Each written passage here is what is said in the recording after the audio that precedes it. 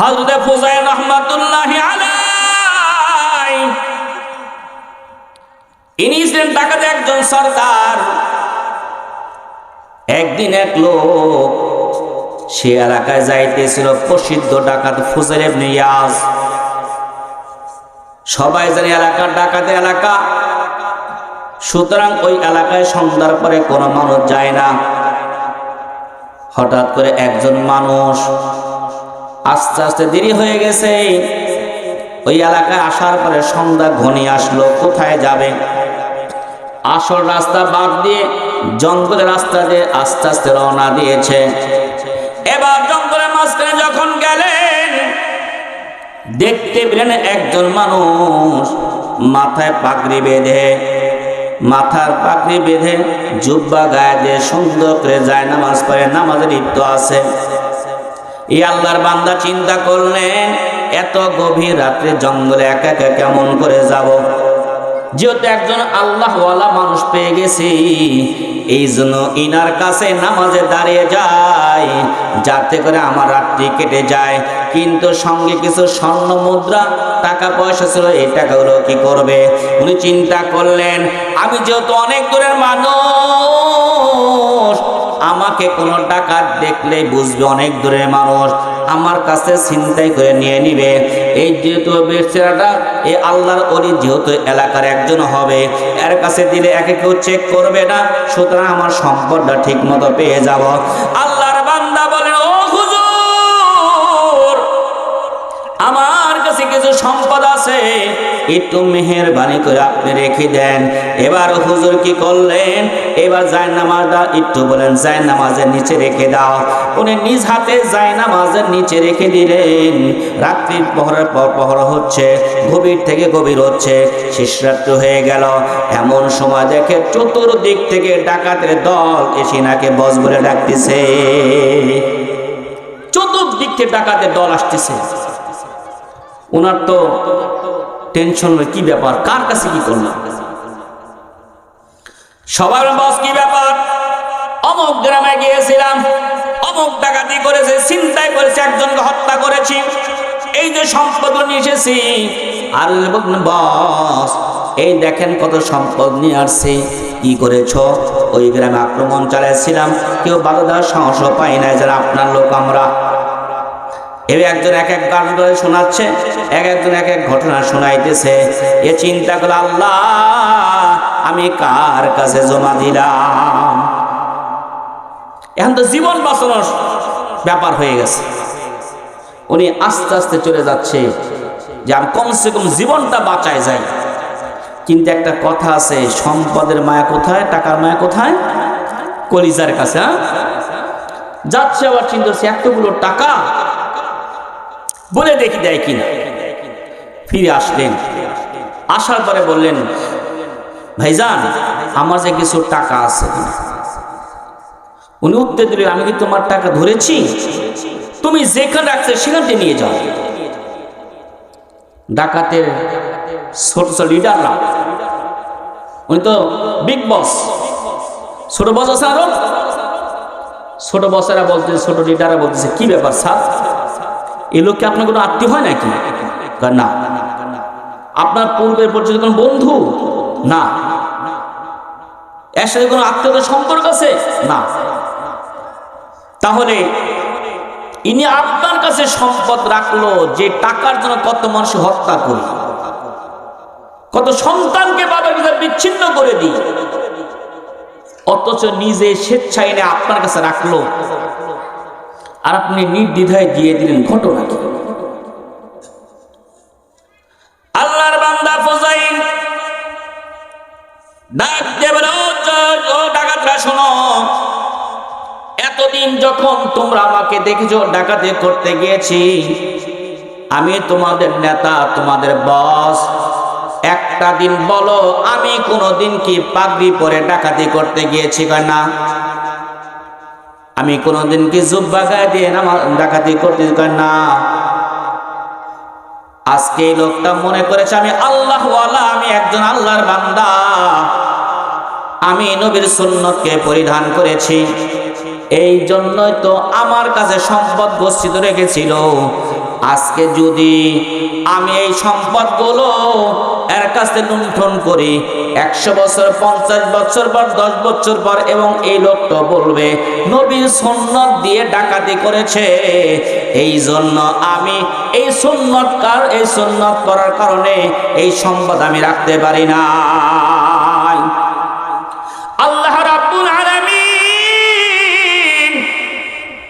কিয়ামতের ময়দানে যদি বলে, ও ফুজাইল, তুই ডাকাতি করতে ভালো কথা, কিন্তু আমার নবীর সুন্নত নিয়ে কেন ডাকাতি করেছিলি? আমার নবীর সুন্নতকে নিয়ে কেন তুই মস্করি করেছিলি? যার কারণে আমার নবীর সুন্নতে অপমান হয়েছিল। আজকে তার বিনিময়ে তুই জাহান্নামের মধ্যে চলে যা। ওই দিন আমার কি হালত হবে? এই জন্য আমি চাই এমনি যদিও ডাকাতি করি, নবীর সুন্নত নিয়ে আমি কখনো ডাকাতি করতে পারি না। ওলি আল্লাহর বাংলাদেশে নাস্তিকদের ঠাই হবে না, পিরাউলিয়ার বাংলাদেশে মুরতাদদের ঠাই হবে না, নবীজির দুশ্মনেরা পাবি না রেহাই পাবি না, ইসলামের দুশ্মনেরা পাবি না রেহাই পাবি না। এক ফোঁটা রক্ত দেহে থাকতে মুসলমান সইতে পারে না বিশ্ব নবীর অপমান। কোন মুসলমান কি নবীর অপমান সইতে পারবে? জোরে সইতে পারবে? এক ফোঁটা রক্ত দেহে থাকতে মুসলমান সইতে পারে না বিশ্ব নবীর অপমান।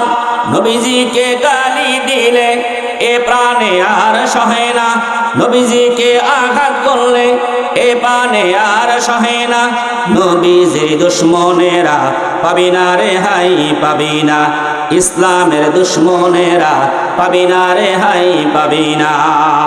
নবীজির জন্য যদি জীবন দিতে হয়, নবীজির জন্য যদি জীবন দিতে হয়, বিপ্লবী এই জনতা পায় না কবু ভয়। আপনাকে ভয় পান? নবীর জন্য জীবন ভয় পান কি আপনারা? আমার সাথে বলেন, নবীজির জন্য যদি বলেন, নবীজির জন্য যদি জীবন দিতে হয়, বিপ্লবী এই জনতা পায় না কবু ভয়। বলেন, নবীজির জন্য যদি জীবন দিতে হয়, বিপ্লবী এই জনতা পায় না কবু ভয়। আমাদের এই আন্দোলনকে থামানো না যাবে না, আমাদের এই আন্দোলনকে থামানো না যাবে না, নবীজির দুশ্মনেরা পাবি না রেহাই পাবি না, ইসলামের দুশ্মনেরা পাবি না রেহাই পাবি না। এই জন্য ফজল ইবনে ইয়াজ বলছেন, না, আমি নবীর সুন্নত নিয়ে কখনো ডাকাতি করতে পারি না, অপমান হতে দিব না। আল্লাহ পাক দেখেন হিদায়াত কেমন করে রেখে দিয়েছেন। ফজল ইবনে ইয়াজ রাহমাতুল্লাহি আলাইহি ওই দিন কি করলেন? খালেস তওবা করে বাড়ির দিকে রওনা দিয়েছেন। যাচ্ছে বাড়ির দিকে, যাইতে যাইতে এমন শুনে ফজরের নামাজ সকাল হয়ে গেছে। মুয়াজ্জিন সাহেব, মসজিদের খাদেম মসজিদে নামাজ পড়ে বাড়িতে গিয়ে কোরআন শরীফ তেলাওয়াত করতেছে। যদিও আমাদের দেশের মানুষেরা কোরআন শরীফ বুঝি না, অর্থ বুঝি না, ফজল ইবনে ইয়াজ আরবের মানুষ কোরআন শরীফ অর্থ বুঝতেছে। বাড়ি যা বন্ধ করে দিলেন। মুয়াজ্জিন সাহেব, দরজা খুলো। মুয়াজ্জিন সাহেব মনে করছে, ওরে আল্লাহ, হুজাইল ডাকাত। ভাই খুলতেছি, থামেন। এবার যখন ভিতরে ঢুকলেন, ভিতরে ঢুকার পরে বলে, আবার একটু তেলাওয়াত করো। মুয়াজ্জিন সাহেব মনে করছে সর্বনাশ, হয়তো কোনো জায়গায় ভুল হচ্ছে, এই জন্য তিনি এটা আবার শুনতে যাচ্ছি। আমার তো আজকে অবস্থা খারাপ। আল্লাহর বান্দা ফজল ইবনে ইয়াজ বলে, মুয়াজ্জিন সাহেব আবার তেলাওয়াত করো। আবার তেলাওয়াত করে, আবার করো, আবার তেলাওয়াত করে, আবার করো, আবার তেলাওয়াত করে। এইবার যখন করতেছেন, এই দিক দিয়ে কোরআনে কারিমের তেলাওয়াত শুনে আরো যে আল্লাহ পাক হেদায়েতের নূর অন্তরে ঢুকায় দেয়। ফজল ইবনে ইয়াজ ডাকতেও বলছেন, সাহেব জীবন অনেক গুনাহ করেছি, আর গুনাহ করতে রাজি নাই। যদিও ডাকাতের প্রধান ছিল, তার একটা বৈশিষ্ট্য ছিল, কোন গ্রাম থেকে কোন নামে কার বাড়ি থেকে ডাকাতি হতো তার একটা লিস্ট ছিল, কত টাকা ডাকাতি করেছে তার একটা লিস্ট তার কাছে ছিল। তাড়াতাড়ি করে বাড়িতে গেলেন, যাওয়ার পর সকল সম্পদগুলো নিয়ে প্রত্যেক বাড়িতে বাড়িতে সম্পদগুলো পৌঁছে যে আল্লাহর দরবারে তওবা করেছে। আল্লাহ রাব্বুল আলামিন এমন তওবা কবুল করে নিয়েছেন, এই যখন মৃত্যুর শয্যায় সজ্জিত হয়ে গেছে, আল্লাহ রাব্বুল আলামিন প্রত্যেক মানুষকে মৃত্যুর সময় হইলে তার দুইটা অবস্থা হয়।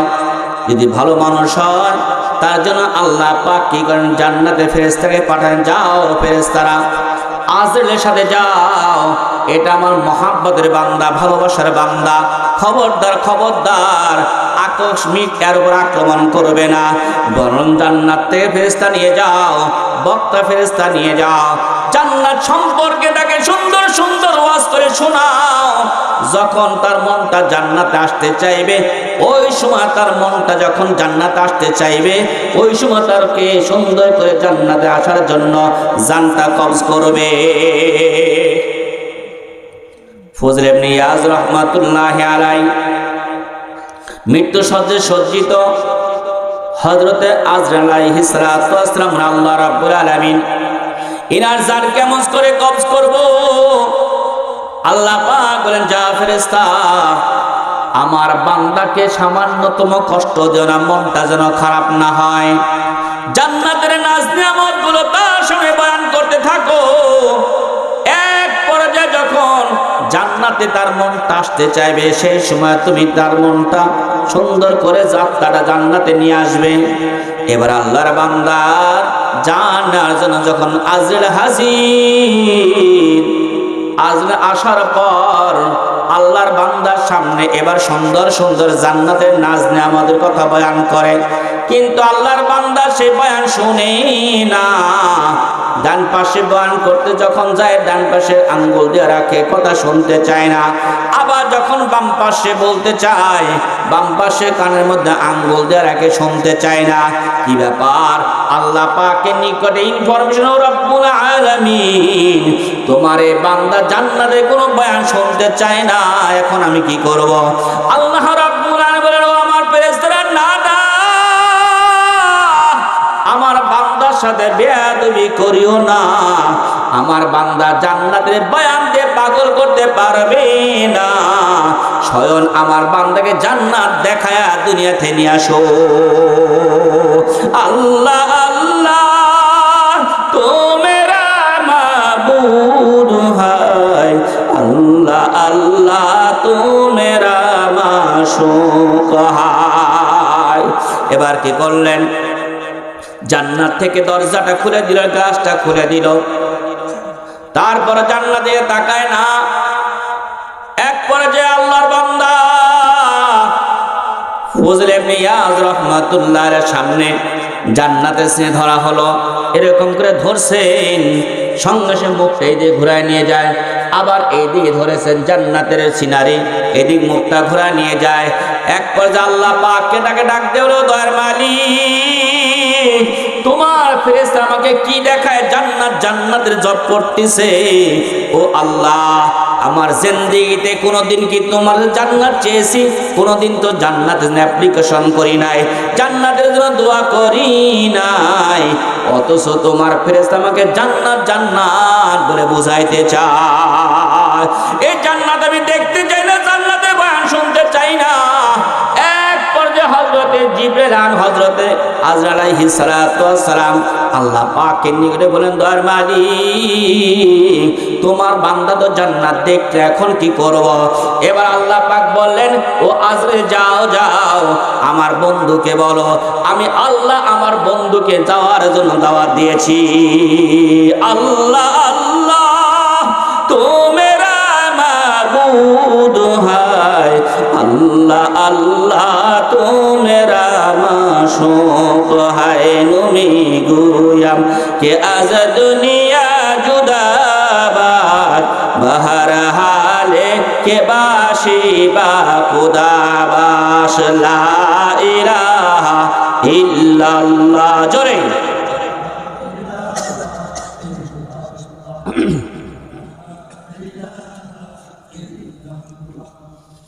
লা ইলাহা জোরে লা ইলাহা ইল্লাল্লাহ লা ইলাহা ইল্লাল্লাহ লা ইলাহা ইল্লাল্লাহ লা ইলাহা ইল্লাল্লাহু মুহাম্মাদুর রাসূলুল্লাহ। এই ফজল ইবনে ইয়াজ রাহমাতুল্লাহি আলাইহি দুনিয়া থেকে জান্নাত দেখে আল্লাহ পাকের নিকটে চলে গেছে। এজন্য আমরা তো দুনিয়া থেকে চলে যাব, কি বলেন, যাব না? না কেউ থাকবো? ভাইরে এই তো রোজার কয়টা গেল, 10 রোজা দিকে সম্ভবত আপনার চিনেন হদ্দর কাছেই কলেজের প্রফেসর আজমত স্যার, ওনার ভাই। আমি আসতেছি বাজারের মধ্যে, স্যার কেমন আছেন বলতে কেঁদে, ভাই শুনেন নাই হুজুর? না তো ভাই শুনি ভাই। গত পরশু দিন আমার ভাইটা মারা গেছে। কি হয়েছিল? হায়াত কতটুকু দেখেন। পরশু দিন ভাইটা মারা গেছে। ওই দিনও আমার ভাই রোজা ছিল, দোকানদারি করেছে, তারাবির নামাজ পড়েছে, সন্ধ্যার সময় খানা খেয়েছে, মোবাইলের মধ্যে অ্যালার্ম দিয়ে রাখছে সেহরিতে উঠার জন্য। সেহরির সময় যখন মোবাইল বেঁচে উঠলো, বিবিকে ডাক দিল, বিবি খানা পাকাও, সেহরি খাবে। বিবিও রান্না করে গেছে খানা পাকানোর জন্য, রান্না করতেছে। হঠাৎ করে আওয়াজ, আল্লাহু আকবার আল্লাহু আকবার, 3টা আওয়াজ হচ্ছে। আসার পরে দেখে অবস্থা খুব ভালো না, পাশে ভাইকে ডাক দিল। ফিরে আসার পরে দেখে অবস্থা খুব ভালো না। 9 মিনিট পরে দুনিয়াতে বিদায় নিয়েছে। এই তো আমাদের হায়াত, এই তো আমাদের হায়াত। এর জন্য কত বাহাদুরি করি, কত ক্ষমতা আমাদের, কত চেয়ার আর পাওয়ারের মালিক, অথচ আমাদের হায়াতের পরিধি এতটুকু। আল্লাহ পাকের যখন অর্ডার হবে তার 1 সেকেন্ড আগেও না, 1 সেকেন্ড পরেও না।